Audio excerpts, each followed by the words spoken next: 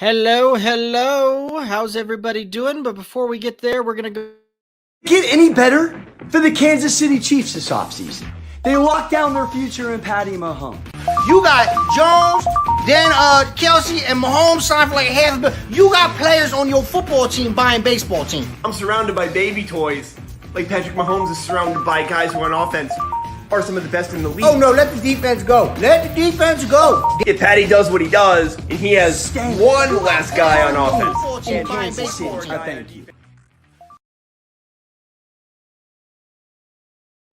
Welcome in. How we doing, everybody? And I am Derek. Robbie's not going to be able to make it here with us today, but I do have Jeff. And Jeff, I've got a very big question for you. Are you still surrounded by baby toys like Patrick Mahomes surrounded by offensive weapons? Dude, I am always surrounded by baby toys. And I apologize to everyone just saying you're being joined by Jeff compared to Rum Boys Robbie. Like, Rum Boys Robbie is like one of the coolest intro names you could have, right? Like, it just flows. It's like Jeff. Rum Boys Robbie. Jeff.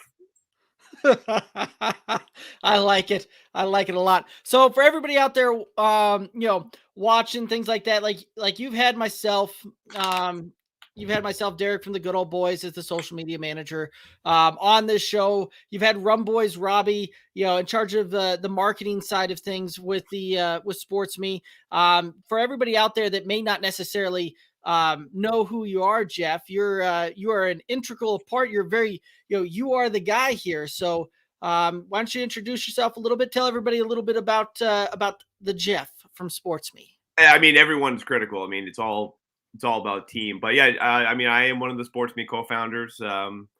Derek and I, if you're not on SportsMe, you don't know Derek, hop on, you'll know who he and I are, and Derek and Robbie. But yeah, we co-founded SportsMe, and it's been a blast. We have some fun stuff coming up. Every day is fun in the SportsMe Verse, but we do have some cool partnership stuff coming up, which should be a nice addition to what's going on right now. So we're all excited. Absolutely. There's lots of really cool stuff coming out there. So if you guys haven't downloaded the app, first of all, you need to do that. Get sportsme.com, download the app, start checking it out. We do this show every week to kind of bring you some highlights, things like that from the SportsMe Verse and highlight some of the things out there. And there was some very interesting things, some interesting topics out there, a lot of fun there, as well as the fact that we've got our first full week of the SportsMe Daily Cash Game in last week as well. So that's been a blast. It's been a lot of guys kind of getting a little competitive over there, trying to win the money, win the daily cash prizes there. And we've got some highlights from those videos we're going to show you here in a little bit. But before we get there, let's go ahead. There's a topic out there that's trending right now a little bit, and a lot of debate out there that I've seen every time I turn on the sports channel. There's a lot of debate going on. Baker case. This was one that some of the folks over there argued on the SportsMe Verse, and let's go ahead and check that one out. Case Keenum is a better quarterback than Baker Mayfield. He should just play for this team they have. This backup team is playing better than their starters. Chaz, that's just blasphemous. Case Keenum seems really familiar to me, like as a Bucs fan. No, I'm not comparing him to Tom Brady, of course. But around like mid-90s to mid-2000s, Case Keenum was like every Bucs quarterback we had. I mean, Case Keenum is what he is. He's a really good backup. Case Keenum knows how to manage a game. Did you watch the game last night? Case Keenum didn't do anything. He didn't do anything. Baker Mayfield gives him a chance to beat just about any team, not just a team like Denver who's falling apart. Case Keenum was helped out tremendously by probably the best offensive line in football, managing to open up holes big enough for your third and fourth string running backs to average over 6 yards a carry on. They beat up on a hobbled Teddy Roosevelt on a short week. I thought it was laughable. I'm like, is this even a question? I love Diggy's response right there. So, Jeff, what do you think? Is it Case? Is it Baker? Where are you going in this one? I mean, I feel like when I think about the Cleveland Browns, this team is basically full of some good wide receivers, some unbelievable running backs. So it shouldn't matter. Give the ball to the guys who run it, throw it to the guys who can catch it, and they're going to score. Look, I mean, Baker Mayfield's a great quarterback. He's a little undersized, and he's a great marketing guy. But what has he won for, I say me, what has he won for Cleveland or fantasy owners? I'm not drafting him in any leagues, but some people might. Or betting wise, if you're hoping and praying that he's going to be the guy to win you some money. I just think if Keenum is serviceable and he can come in, I know they play Pittsburgh this weekend, right? I think he'll be fine. And is there going to be like a huge drop off? No. Baker Mayfield isn't Patrick Mahomes or Tom Brady or someone at that level. So is there a difference? It's too slight, right? I don't know what you think. I'm on the complete opposite spectrum of that. Case Keenum is Case Keenum's a guy that, they brought him in to be a very serviceable backup, but that's what he is. He's a backup. We've seen him try and lead a team. We've seen him try and be the guy for a franchise. That's what the Broncos paid him for when they brought him over here, was to be their starter, be the guy here in town. And that was a very short-lived experiment there after he came off of a very good season in Minnesota, where they made a good playoff run there. But again, like, Case Keenum wasn't the guy there. And that season got a lot of guys propelled, right? Like the offensive coordinator over here, Shermer, is still living off of that one there, got a head coaching job off of that one season of the Vikings there. And he's not the guy. I think Bo said it best when he was going through there, that Baker gives them a chance to beat anybody in the league. And, because definitely. Baker's going to be able to push the ball down the field, things like that. Case Keenum really is a very good game manager. And that was a very bad Broncos team that we saw there. So it's more of a case that I think he looked good because he wasn't asked to do much. That was also a scaled back playbook, definitely, of that thing. So I can understand where people are talking about, and maybe if you're saying that he maybe be a better play right now because Baker's hurt, things like that, and he's a serviceable guy to throw out there about that. But I'm not a believer that the Browns are actually better with Case Keenum. No, and like fantasy wise, right? Like, right. No, like, do not. Like, right. You like, unless you play in a 2-quarterback league and you have 0 options at that second quarterback, and I'm not a fantasy guru by any means. I'm like 50-50. Do not play this dude, like, at all. Right. Yeah, and you hit the nail perfect on the head. If you were in a super flex league and you've got limited options there, that's an okay break class in case of emergency. But that's what it is in case of emergency type of play for fantasy. Absolutely. Yeah. So we've got the World Series just kind of kicking off here, right? Yeah. And lots of baseball topics were happening over on the SportsMe Verse this past week. So it was pretty interesting to see some of these things come through, see some of these things play out there. Yeah. And so we saw some older topics. We saw some newer topics. And one of the things that you see kind of circling back through there with the Astros in there, obviously, is one of the scandals that they were involved in a couple of years ago. So that was a SportsMe Daily Cash Game thread that we started and we were talking through as far as, was the penalty harsh enough? Was it not harsh enough? Or was it Goldilocks, meaning just right? Let's go ahead and play the tape for y'all. SportsMe, it's time for the Daily Cash Game. Baseball, throughout its history, is no stranger to improprieties, misdeeds, and scandals. That being the case, one of the latest ones, the 2017 Astros.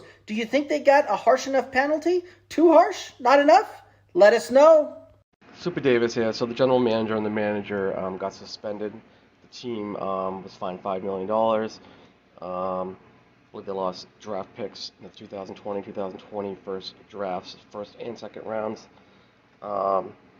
So, I mean, that was a hefty penalty. None of the players were penalized because of immunity given to them by the MLB baseball.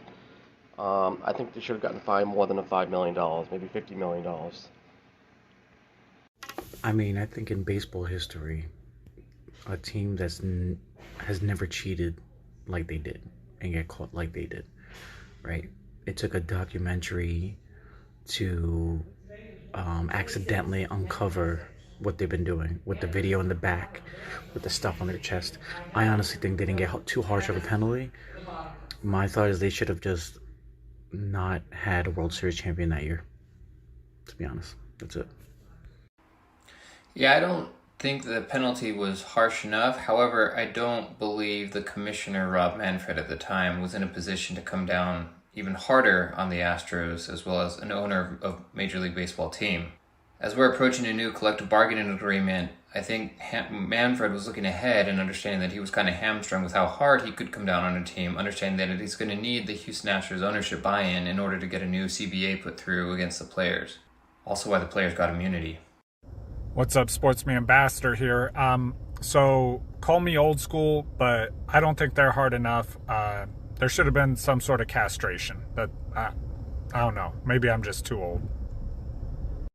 My thing is, if it is a player-run scandal, why did Hinch and Correa get penalized for it? None of the players. That doesn't make any sense to me. LFG, I know what you're saying, brother.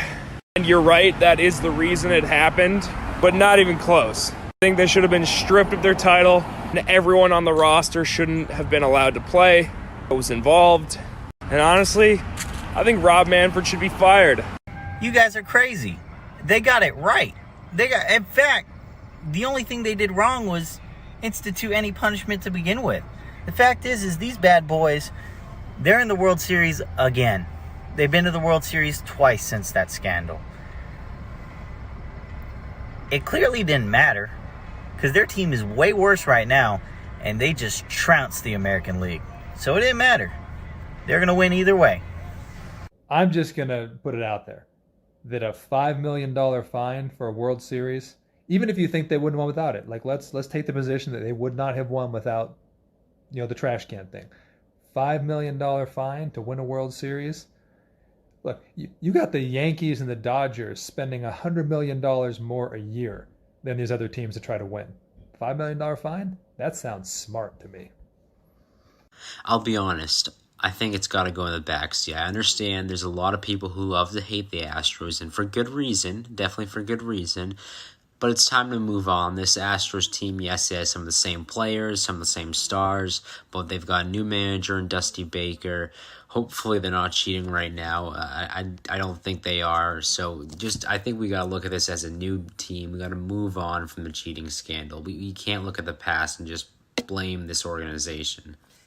Look, I think you have to look at it from this way, right? It's a stained franchise. So forever, everyone's always going to have cheating next to the Houston Astros. So we all know they cheat. That sucks for them. Their fan base, having it in the background is distracting, and that's just terrible. They should have been. It was not harsh at all. I mean, look at how they cheated and what they won.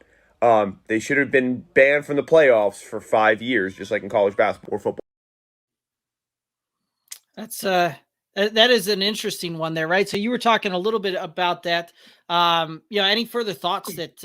I got further thoughts for days on this topic, and let's just preface this with I am a diehard Boston Red Sox fan. Boston, all of Boston sports, right?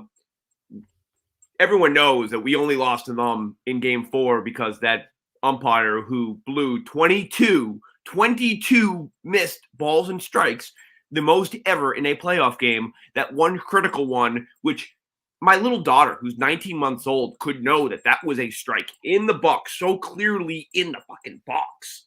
It's a strike. According to Fox TV, it did the little line thingy. It is a strike in every single world, shape, or form. And he called it the ball, and obviously the next hit is a single or double, and the Red Sox lose that game. We would have won up 3-1 and won the World Series, probably. Anyway, let's go back to the Houston Astros scandal. Of that battle, Derek said it best. Mm-hmm. If you're a team, would you spend $5 million to cheat your way to a World Series? Hell yeah! The Yankees, Red Sox, Dodgers, Mets, name other teams that have money, would spend $100 million to win a World Series. Like it's like how much money equates to a World Series. But here's the point. They cheated.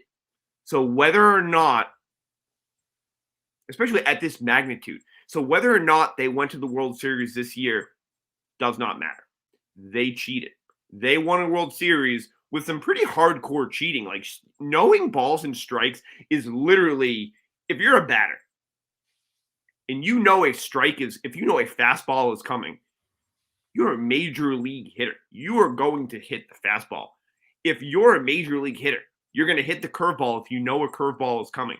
If you're a hitter and a curveball is coming and you think it could be a slider, curveball, fastball, knuckleball, whatever the pitch could exist in the world, right?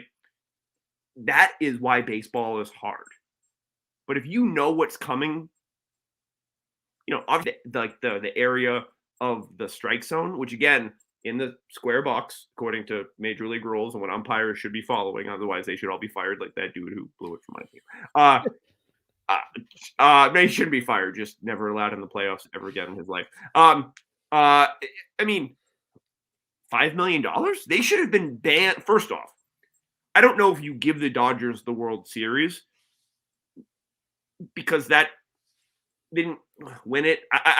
Let's just say, regardless of that, they should have had a 5-year playoff ban, just like in college football or basketball. If something happens, if there's like a recruiting scandal, if there's something, you know what? It doesn't matter if the next year, those players are not at fault. It is the organization's fault. I don't care if the players get fined. That's indifferent to me.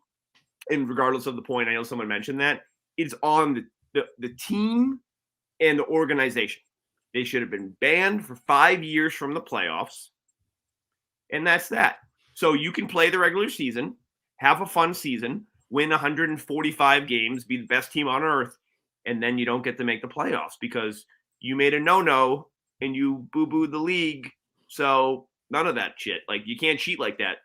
So in essence, they have this huge stain, and that's embarrassing as a Astros fan that everyone knows that you cheated, and like hardcore cheating. And this is for a Patriots fan who some people say that we cheat. Obviously, it's totally different than stealing balls and strikes, but like only videotaping practices.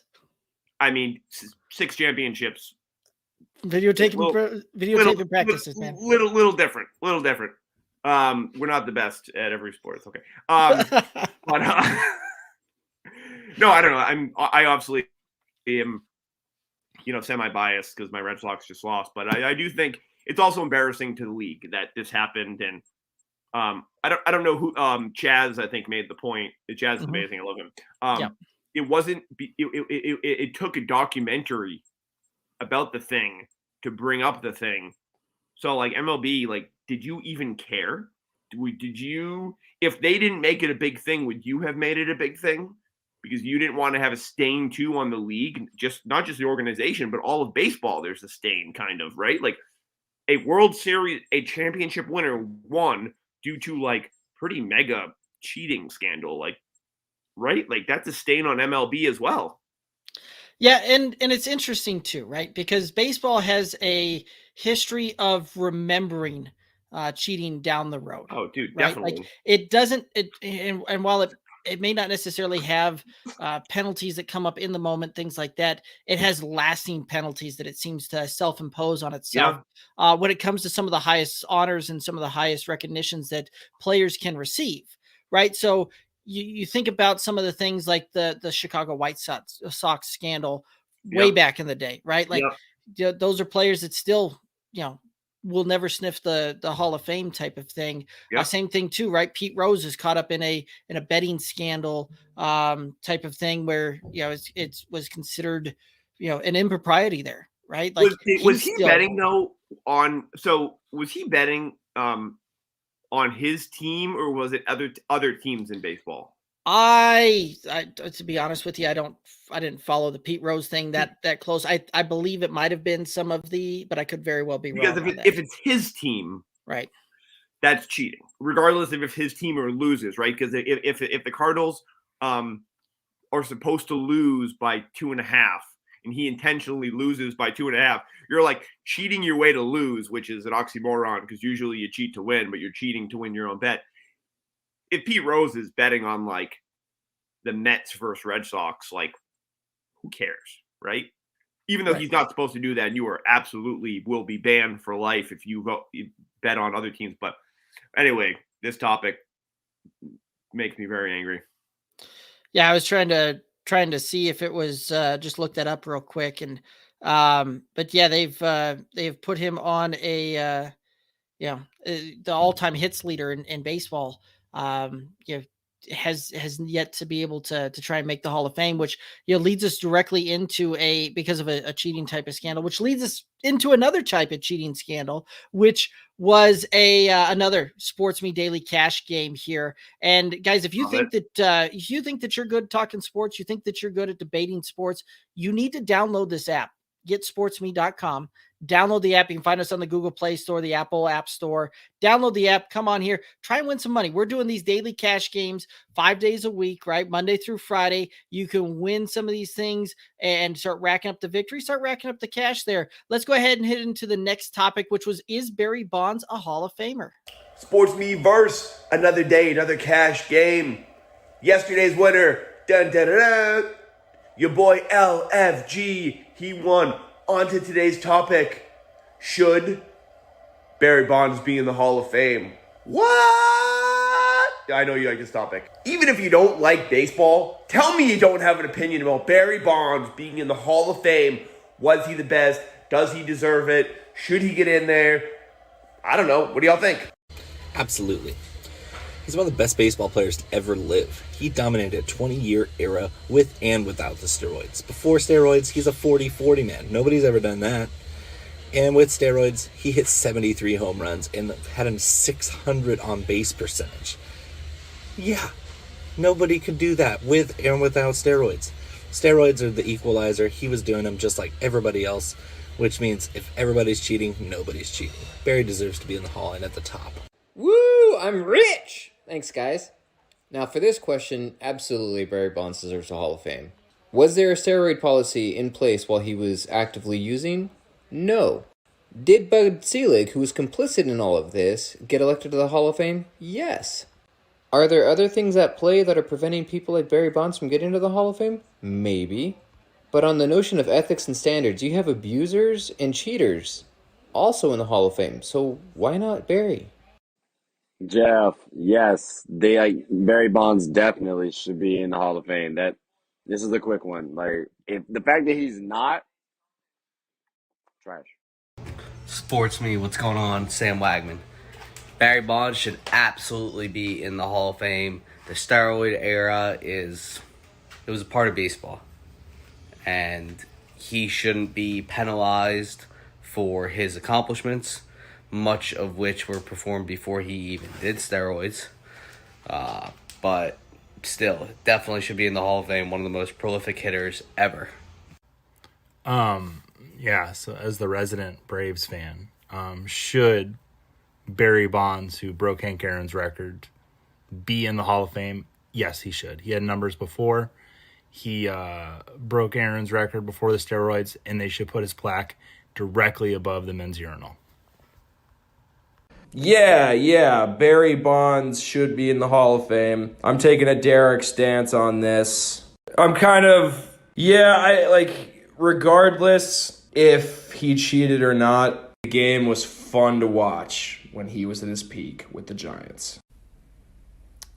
Barry Bonds cheated, but I don't care. I mean, if he's a cheater, he's the best cheater that there was, and he certainly belongs to be in the Hall of Fame. He was productive before he even sort of started to do anything, and even when he did, when everybody else was doing the same things, he was the best there was. So he is absolutely a Hall of Famer.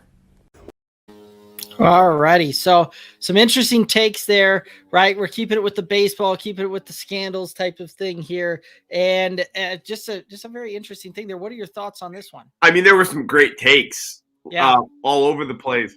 I look at it like this. I think about it in two ways. For Major League Baseball and the Hall of Fame. Are you for the fans or are you for Major League Baseball? Because if you're for the fans, you put everyone in the Hall of Fame. Like, who cares? Like, these dudes made baseball exciting. They hit home runs. People cheered. They bought popcorn and soda and burgers and whatever they bought. Put money into the stadiums and blah, blah, blah. If you're for MLB, cheating is cheating. And if you cheat, that's a stain. We talked about the Houston S. I was going to come up with another word, but don't think I can say those words on this thing. But at the same time, right? Like, ass clowns is technically it's just AS clowns. It's not ASS clowns, so it's not derogatory. So you get that. Look, again, you cheated. So in my mind, like I kind of side with the fan perspective of like, who cares? Like but there's betting on baseball is one thing, right? Right. Like betting on baseball is one thing, but like to Bo's point, Bo made some really phenomenal points in his favor, although I don't necessarily think he should be in the Hall of Fame. I think if that's the thought, put him in, like, because he was doing things before. The problem is he hit 73 home runs because he was so strong because of that extra, power attributed to steroids. So, but ultimately, I think he should be in the Hall of Fame, and I choose with a fan perspective. What do you think?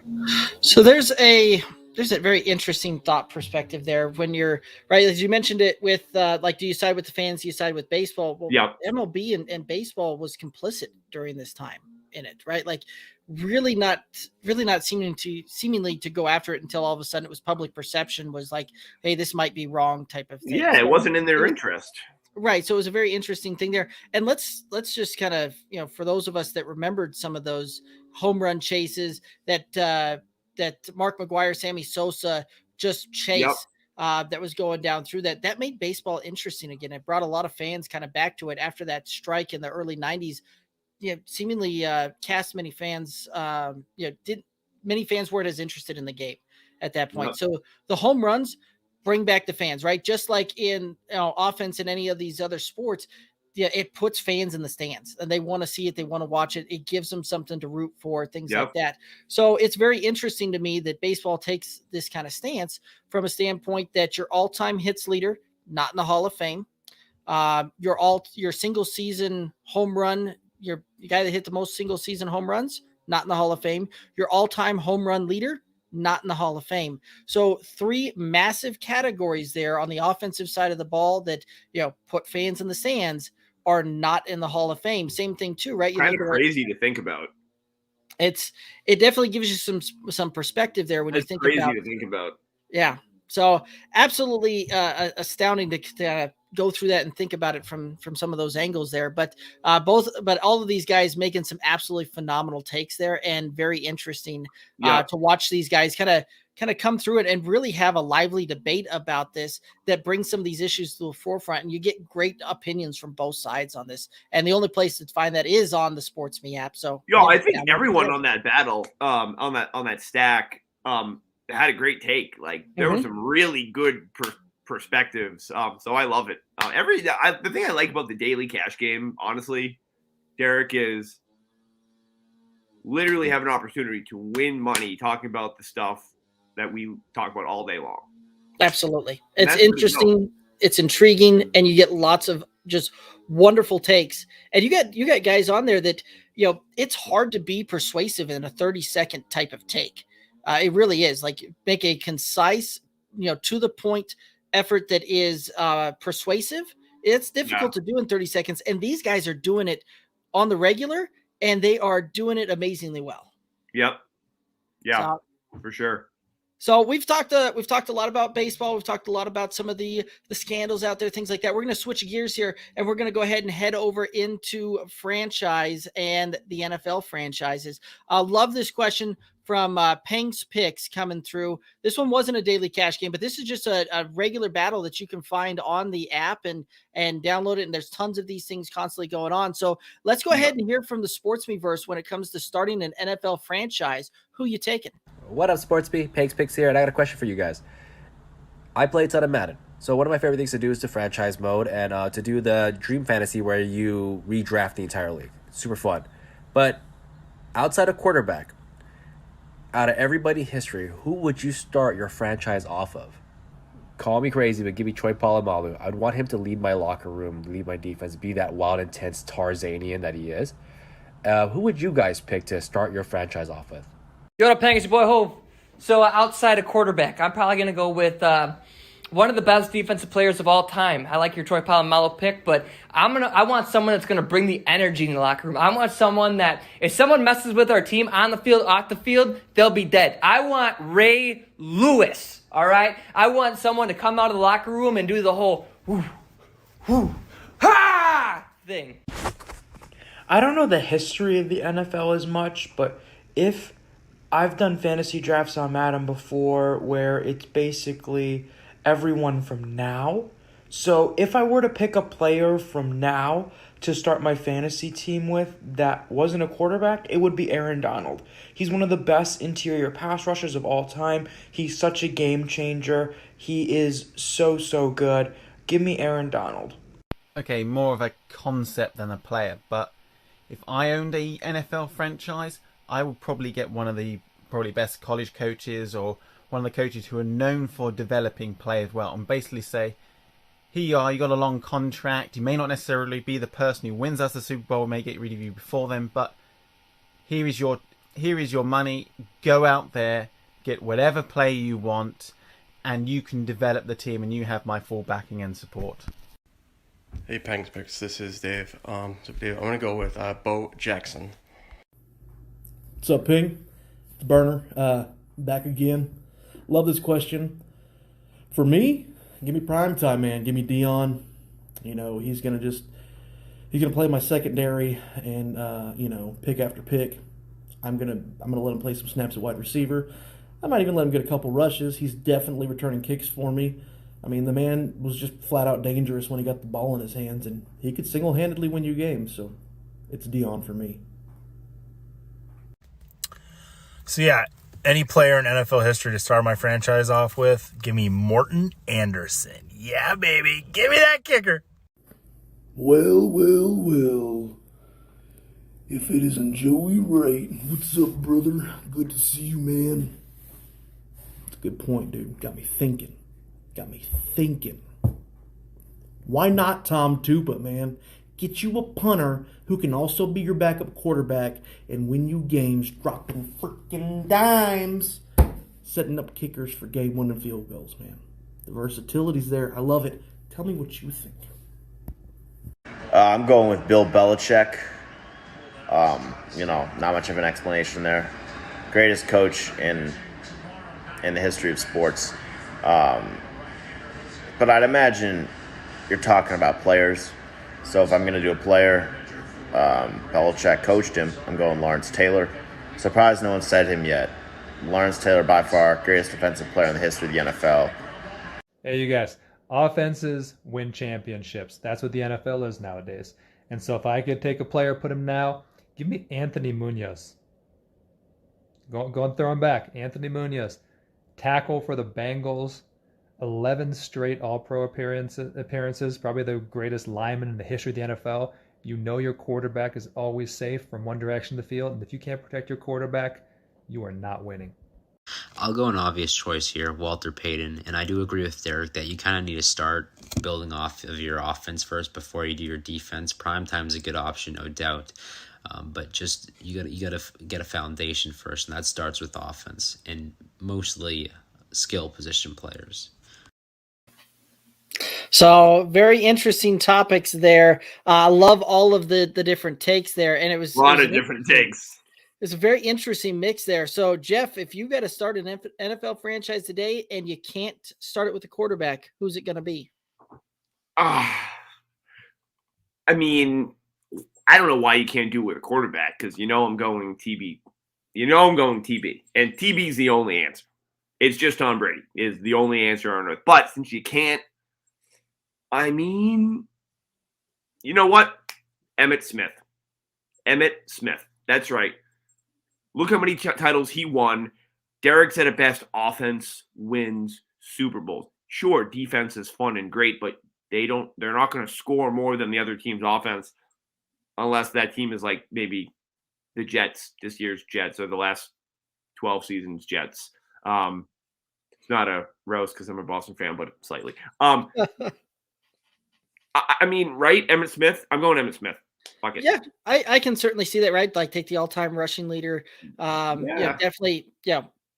We had a separate post the other day about some NFL greats and who was the greatest running back of all time. That was one of last week's Daily Cash games out there, which was a great topic. And Emmitt Smith wasn't necessarily brought up in there a ton, but a lot of guys go on the Barry Sanders, the Jim Brown route, those types of things in there. So, but no, I like it. I can get behind an Emmitt Smith pick there. But for me, it's going to be down in the trenches, right? If I'm not going to start with the quarterback, I'm going to build a line of guys. I'm going to build a team that's going to be able to protect them or disrupt them, right? So I'm going to go in the trenches on either side of the ball. And if I'm going defensive side of the ball, I'm probably going, I'm probably going with an Aaron Donald, as far as that goes, because it's not very often you can get a pressure on the quarterback from the defensive tackle side of things. And you think about the standpoint that you've got to take 2 or 3 guys to double team him.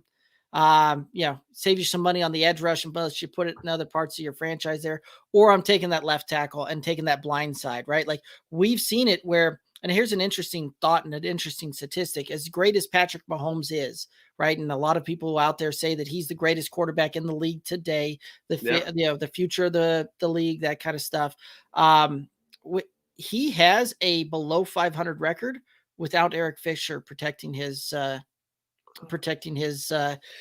side and protecting his blind side. Like, and it's, this season, we've seen a difference there, but even throughout, even on these Chiefs teams that won Super Bowls were really good, without Eric Fisher in the lineup, they were a below 500 team. Hey, look at Tom Brady. He had Dante as the coach. He, like many people, I mean, I this is not my opinion. I literally don't even know who any offensive line coaches are other than this dude. Bill I Callahan. don't know a single other dude, maybe a dude named Steve or something, but he was amazing, and they did well. They had great offensive lines. I just, honestly, at the end of the day, the best defensive player is not always going to have an impact on every single defensive play, because there are going to be plays that are away from his vicinity. But a quarterback or like a running back obviously doesn't touch the ball every time, but they have the ability to produce points. And I just think producing points as opposed to stopping points, you got to get points to win games. And if you win games, you win playoff games. And if you win playoff games, you win Super Bowls. Even the Ravens, when they won, they got some nice offensive moments from guys who, you didn't expect, and they needed that on top of a great defense. So how much easier would that have been if they had a franchise offensive player that you could put in there and, Right. But at the same, I hear you. I like it. I actually do like Derek take on there that you're going offensive line then, right? You swayed me to the point where hell no. Listen to me, hear me out here, right? So let's take the Dallas Cowboys from last season, right? With Dak in the lineup and with that healthy offensive line, Zeke was the number 2 rated fantasy option out there as far as a running back goes, right? Without it, it has probably his worst season as a pro. People calling him washed, people saying that, he's no longer got it. And they bring back that offensive line, they bring back Dak, and now you're seeing Zeke. So very, very few times do we see these great running backs not running behind good lines and guys that can protect them. So I think that's, if I can't take a quarterback, that's where I'm starting, is on that. Yeah, but isn't it true though? And maybe this is a little bit of SportsMe 30 seconds back at each other, but which is great. So everyone download the app, 30 seconds, join me and Derek. Not this second because this battle's already done, but another battle you can totally hop in on. You name the topic, invite us, we're in. Wouldn't offensive linemen be easier to acquire for a team as opposed to a quote unquote franchise quarterback or running back where no team is giving up those players unless you give like the house of first round running backs. So that's maybe why I'm downplaying the offensive linemen, because in my mind there's a whole bunch of really, really big dudes who are good and who are really good. And again, I'm not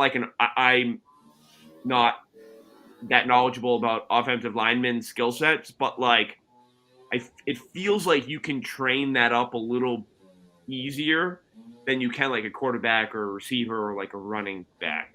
I could be naive, but I feel like it's easier to train someone to be an awesome offensive lineman if they're like pretty good to be good to like really good to like superstar is way different than a quarterback. Like quarterback, no one is training you to go from like shit to all time. No one's training you to go from like good to like the best, like Tom Brady.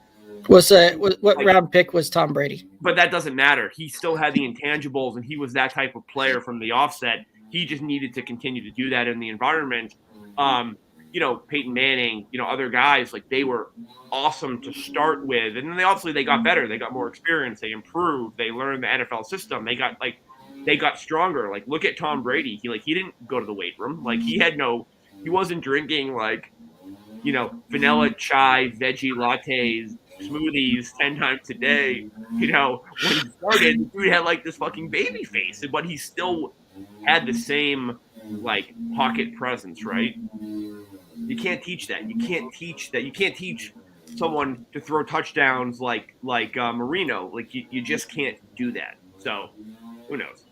So what would actually be interesting is Andrew Wylie would be a guy that would be interesting to have chime in on this one. Maybe that's something that we've got to do is put this on the SportsMe app, do the chat, invite him in and get his take, right? Like for those of you that know, Andrew Wylie plays over there for the Kansas City Chiefs, and it'd be interesting to get an NFL player's perspective on because they see far more than what we do, and some of those backroom conversations and some of those internal workings of it. And, they get a different insight than any of us can ever get as far as how some of these franchises would actually think. So I'd be interested to see kind of what his perspective might be on something like that, as far as, what position are you going to start with if you cannot start a franchise around a quarterback, and kind of see where they go with that. Like that could be an interesting. Yeah. I mean, I know, maybe other than the fact that like they push people to prevent someone from hitting your quarterback, I know like less than nothing about what skill sets should really make a good or like franchise level offensive lineman, other than they just like have this enormous like energy and like skill, like this like movement, like lateral quickness and like strength, and like you can bench press 225 pounds like 98 times is probably indicative of someone who can like push dudes really, really, right. Quickly. Right. But it's like, I don't know shit about offensive linemen. So like, right. I look at it, I kind of follow the money. Typically your quarterback's your highest paid player. And then on a lot of teams, that left tackle is the second highest paid player on that. And so that's a lot of it for me. Like teams put the money where they see the value on that one. And a guy that's protecting your quarterback's blind side, that's probably, if I can't start QB, that's where I'm building, and I'm building the trenches on both sides of the ball and working my way out there. Yep. And hey, speaking of money, daily cash games on SportsMe, Monday, Sunday through Saturday, Monday to Monday, whatever way you look at the week, cash games to talk sports and debate sports. How much easier can it get? Absolutely. Absolutely. I love it. So again, guys, if you think that, if you like talking sports, you think you're pretty good at it, you want to come on here, you want to debate Jeff, you want to debate you want to talk any of these sports things, bring them onto the app, get sportsme.com, download it today. Come on there, try and win some of the daily cash games money. We're giving away daily prizes every single day. We've had a bunch of different guys win so far, and we're looking to continue seeing some win streaks happen. We're looking to see some of these other things kind of continue here, and it's going to be a blast. Jeff, any final thoughts for the viewers? Oh, and the best part of the daily cash game is if you see Derek win back-to-back days, don't think that like it's only going to the same people, because the next day, that third day, the pot doubles, and it's just going to keep doubling and doubling like the lottery. So if someone wins 2 days in a row, that's more incentive literally to come back the next day, because you can more. And we do one weekly double, a daily double, where any day, who knows what day it's going to be this week, although it hasn't happened yet. So we only have a couple days left in the week. So you can use process of elimination-ish, or just guess, a better guess. Hop in. You never know. We're not going to announce it until that day. And then, of course, across every social media site on earth. But that's what it is. Win cash, talk sports. Easy. And fun.